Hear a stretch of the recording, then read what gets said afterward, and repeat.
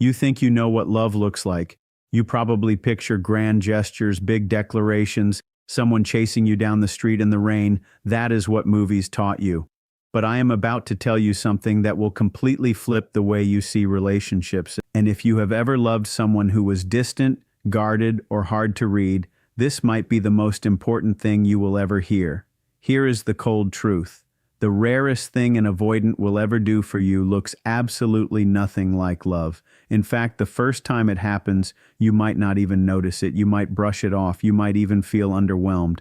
But what you just witnessed in that quiet, ordinary, almost invisible moment was something that person has probably never done for anyone, ever. And if you walk away from that without understanding what just happened, you will spend the rest of your life looking for something louder, something more obvious, something that looks more like love on the surface, but means far less in reality. Stay with me, because by the time you reach the middle of this, you are going to feel something shift inside you. You are going to start replaying moments with that person, and some of those moments are going to hit very differently than they did the first time around. Before we go deeper, drop the word rare in the comments right now. If someone in your life has ever made you feel confused about whether they care, drop that word and make sure you are subscribed, because what comes next changes the way you read people forever. Now let us talk about the avoidant mind, not in a clinical textbook way, in a real human messy way. Because understanding this person is the key to understanding why what they do for you is so much more significant than what most people will ever do. An avoidant did not wake up one day and decide to be closed off. That is not how it works. Something happened, usually early, very early. Maybe their emotions were dismissed when they were little. Maybe they reached for comfort and got silence instead. Maybe they learned through repeated experience that needing someone is dangerous, that vulnerability gets punished, that love comes with a price you cannot afford to keep paying. So they adapted. The human brain is brilliant at adapting. What the avoidant developed was a system, an internal system designed to protect them from the pain of needing someone who might not be there. They learn to self-regulate, to pull back before the pull-away happens, to leave first before they can be left, to minimize their own needs so thoroughly that eventually they almost stopped feeling those needs altogether, almost, not completely. Because here is what nobody tells you about avoidance.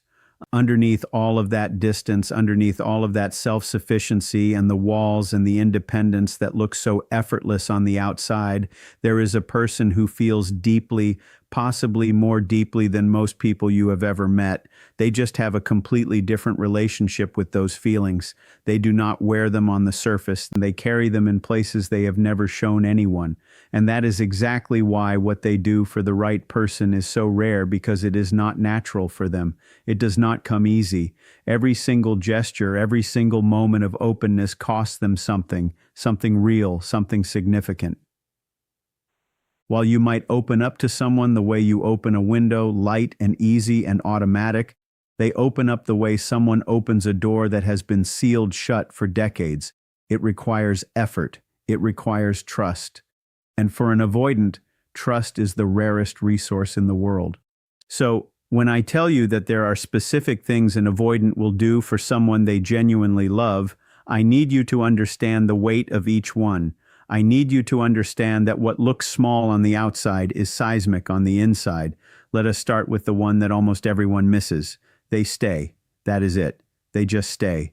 When things get emotionally heavy, when the conversation goes deeper than surface level, when you start talking about feelings or needs or the future, most avoidants do one thing instinctively. They leave. Not always physically. Sometimes they leave the room. Sometimes they leave emotionally. They go quiet. They change the subject. They suddenly remember something they have to do. Their entire nervous system is wired to create distance when closeness becomes too intense. But for you, they stayed. They sat in the discomfort. They did not run. Maybe they went quiet for a moment. Maybe they looked uncomfortable. Maybe you could see the effort it was taking them to not retreat. But they stayed. And that is not a small thing. That is everything, because you have to understand what staying costs an avoidant. Their entire psychological architecture is designed around one thing: distance equals safety. So when they choose closeness over safety, when they stay in a moment that every cell in their body is telling them to escape from, that is not just love. That is a person dismantling their own defense system piece by piece for you. And most people never get that from an avoidant. Most people get the disappearing act instead. Now let us talk about something even more subtle. Something that requires you to pay very close attention because it happens quietly and it is over before most people realize it was a gift. They remembered something small. You mentioned once in passing that you had a difficult relationship with your father growing up.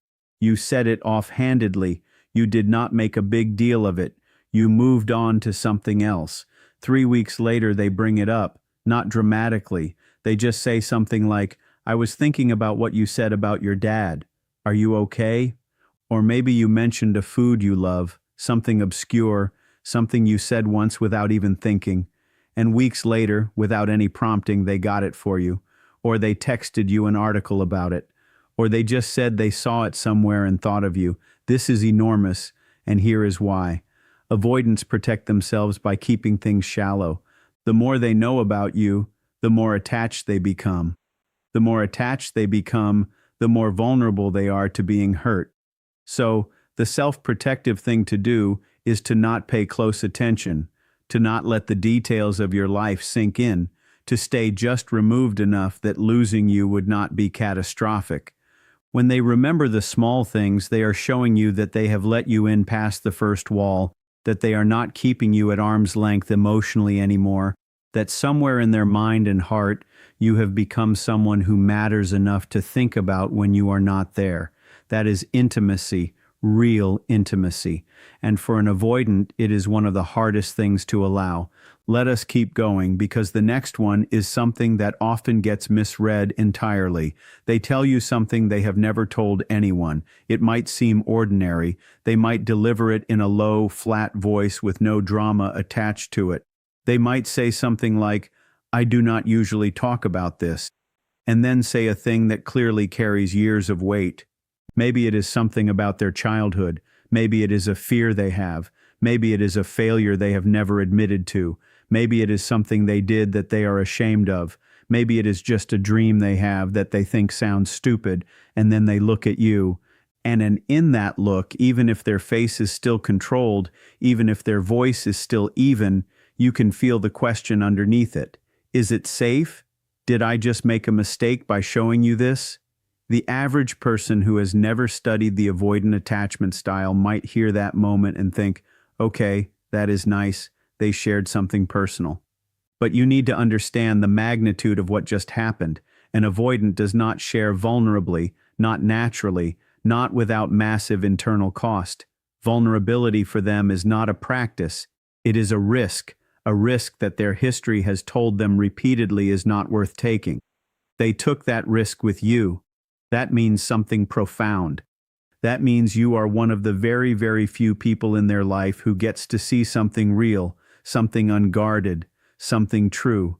And if you responded with care when they did that, if you held that moment gently, if you did not make them feel foolish or exposed or too much, they filed that away, and it made it possible for the next wall to come down, however slowly. Now let us talk about something that tends to confuse a lot of people in relationships with avoidance, and it confuses them because it looks like a problem when it is actually a sign. They got uncomfortable and told you about it, not dramatically, not with a fight or an explosion. They did not disappear for 3 days without explanation. They did not shut down completely. They actually said something like, "I am feeling a little overwhelmed right now," or "maybe I need some space, but I do not want you to think it is about you." Or even just, "This is hard for me." Do you understand how monumental that is? An avoidance default response to emotional overwhelm is to go silent and pull away without explanation, because explaining requires vulnerability. Because saying "I am overwhelmed" means admitting that they have feelings, that you affect them, that they are not as invulnerable as they need the world to believe. It means dropping the mask. even for a moment. When they instead communicate that discomfort to you, rather than just acting it out through withdrawal, they are doing something incredibly difficult. They are trying. They are trying to do the relationship differently than their instincts are telling them to do it. They are choosing communication over escape, and that choice is not available to most avoidants with most people. The fact that they are doing it with you means something. Here is another one that is almost universally missed. They showed up when you needed them, even when it was inconvenient. Avoidants are not great with other people's emotional needs, not because they do not care, but because emotional need activates something in them. It creates a pressure they are not comfortable with. When someone is sad or scared or falling apart, the avoidant instinct is usually to offer a solution or change the subject or simply disappear until the storm passes. Getting too close to someone else's pain feels threatening. It requires emotional presence, and emotional presence is the thing they have spent a lifetime guarding against. So, when you called them crying and they stayed on the phone, when you were sick and they came over even though they had other plans, when you were having the worst day of your life and they set aside whatever armor they normally wear and just sat with you in it, do not file that under ordinary. There is nothing ordinary about that. That required them to override their most deeply ingrained protective responses. It required them to tolerate their own discomfort in order to prioritize yours. That is a choice they make consciously, even if it looks effortless on the outside, because nothing about it is effortless for them. And the next one, this one is very particular to avoidance, and it is something you might have noticed without realizing what it meant. They initiated, they reached out first, they texted first, they made the plan. They said, let us do this, let us go there, let us spend time together, without you prompting it, without you making it clear you wanted it. They just reached out because they wanted to. For the anxiously attached person or even the securely attached person, initiating feels natural. You feel something, you act on it. You miss someone, you text them. Simple for the avoidant, initiating is an admission. It is an admission that they want something from you, that they need connection with you, that you are not interchangeable, that losing you would matter. And every single one of those admissions makes them vulnerable in ways that feel genuinely dangerous to their system. So they hold back. They wait. They tell themselves they are just giving you space. But what they are really doing is protecting themselves from the risk of reaching out and being rejected, or worse, being absorbed. Because intimacy for an avoidant is both what they want and what they fear most in the world. When they initiate, they are choosing desire over fear. They are saying, even though this scares me, I want to be close to you more than I want to stay safe. That is not nothing. That is the entire thing. Let us go a little deeper now, because I want to talk about something that happens in fights, in conflicts. In the moments where relationships are really tested, they came back to the conversation. When conflict happens, avoidants classically do one thing. They shut down, they go quiet. They need to get away from the emotional intensity, and they often have no idea when or if they are coming back. Some people wait days for a response that never comes. Some people watch the avoidant in their life turn a moment of connection into a week of cold silence with no explanation. But for you, they came back. Maybe it took a while. Maybe they needed some time to regulate. But they came back and they said something like, I have been thinking about what happened, or I handled that badly, or even just, can we talk about this? An avoidant returning to repair a rupture is extraordinarily rare, because returning means engaging again with the thing that was emotionally overwhelming in the first place. It means risking another round of feelings they do not know how to sit with. It means admitting that the relationship matters enough to fix. And all of those things together represent a level of emotional courage that most avoidants have never demonstrated for anyone. If they do that with you, if they come back and try to repair, you are witnessing something almost no one in their life has ever seen. Now, I want to talk about something that lives in the quietest part of this whole dynamic, something that does not look like love until you understand the language it is being spoken in. They made future plans with you, small ones. Nothing that had to be big. Maybe they said, We should go there sometime. Maybe they mentioned something in a few months and naturally included you in it. Maybe they said, when we do this together, thinking ahead to a time that assumed you would still be there. The avoidant mind lives in the present partly because the present is safe. The future requires commitment. The future requires believing that the relationship will still exist, still be wanted, still be worth investing in. And betting on the future means betting on someone else. It means allowing hope. And hope for someone who has been let down enough times is one of the scariest things in the world. When an avoidant starts including you in their future, even casually, even in small ways, they are doing something internally enormous. They are letting you exist in their mind beyond right now. They are allowing themselves to want more time with you, and that level of openness about wanting is something their system has spent years trying to close off. Hold that, because it is a gift even when it sounds ordinary. Let us talk about something else that often goes unrecognized. They defended you, not necessarily in a loud or dramatic way. Maybe someone said something unkind about you, and they said, "No, that is not true." Or maybe they spoke up for you in a situation where staying quiet would have been easier. Or maybe they just made clear to someone in their world that you matter to them, that you are not just someone they are seeing, that your name comes with weight. Avoidants are usually very careful about what they reveal about their feelings, about their relationships, about what they care about. Because revealing what you care about gives people leverage, and giving people leverage is one of the most threatening things an avoidant can imagine. If people know what you love, they know where to hurt you. So when they claim you, when they stand up for you, when they make your value to them visible in any way, they are taking a risk, a real one. They are saying, "This person is mine to protect, and I am willing to be seen saying so." That is an enormous act of trust, not just in you, but in the relationship itself. And this next one might be the most profound of all, because it is the one that most people overlook completely. They let you see them struggle, not the polished version, not the competent, self-sufficient, everything is fine version they show the world, the real one, the one that did not know how to handle something, the one that felt lost, the one that had a hard day, and for once did not pretend that it was fine. Maybe they said, "I do not know what to do."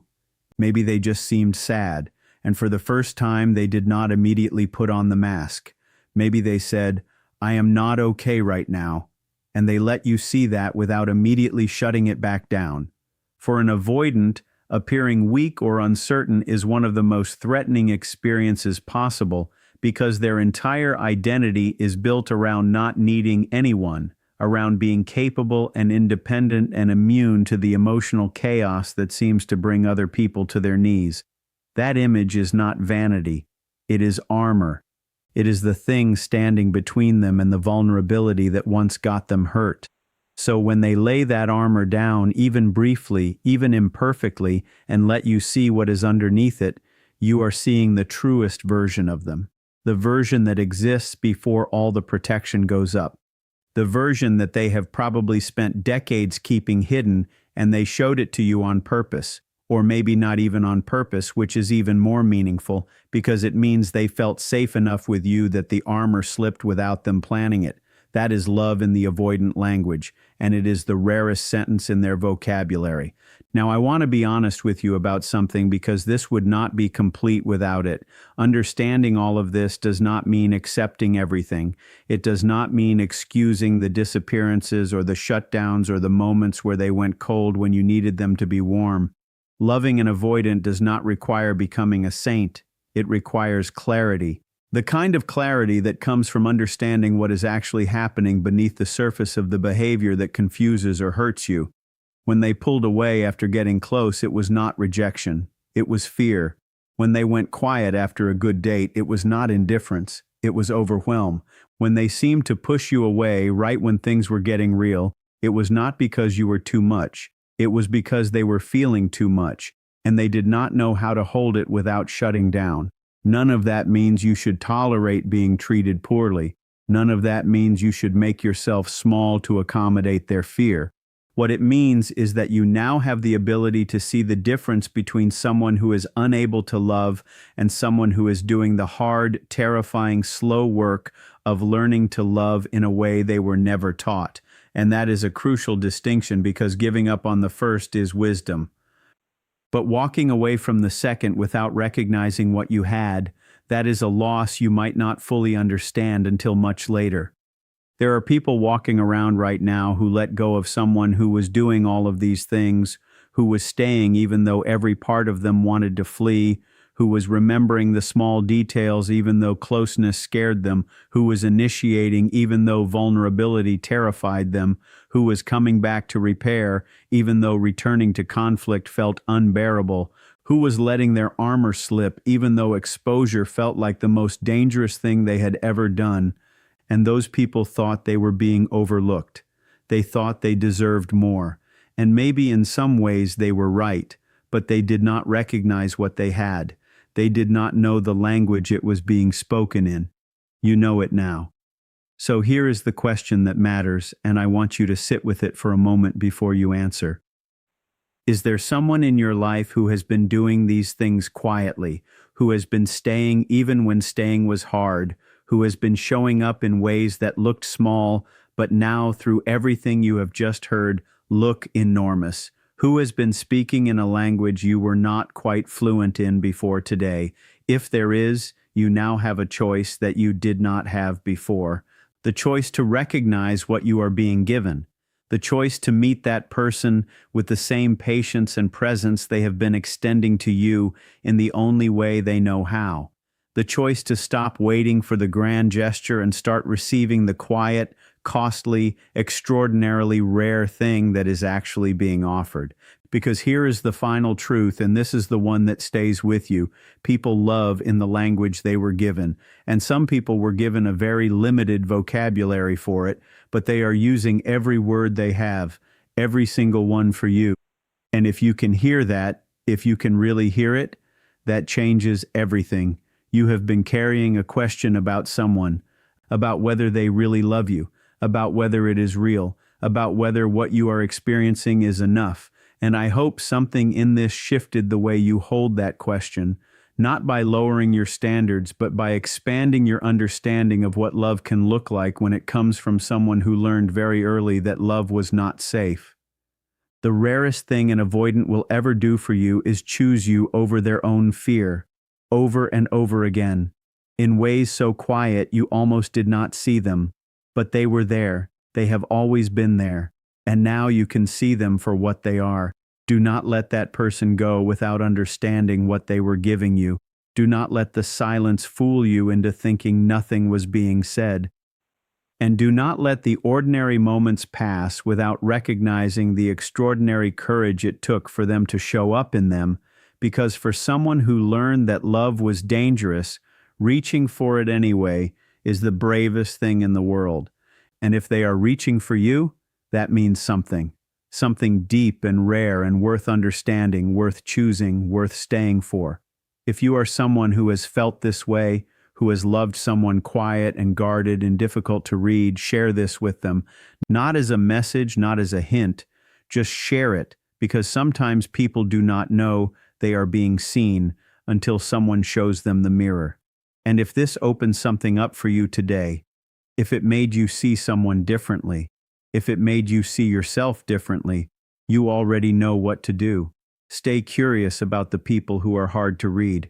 They usually have the most to say.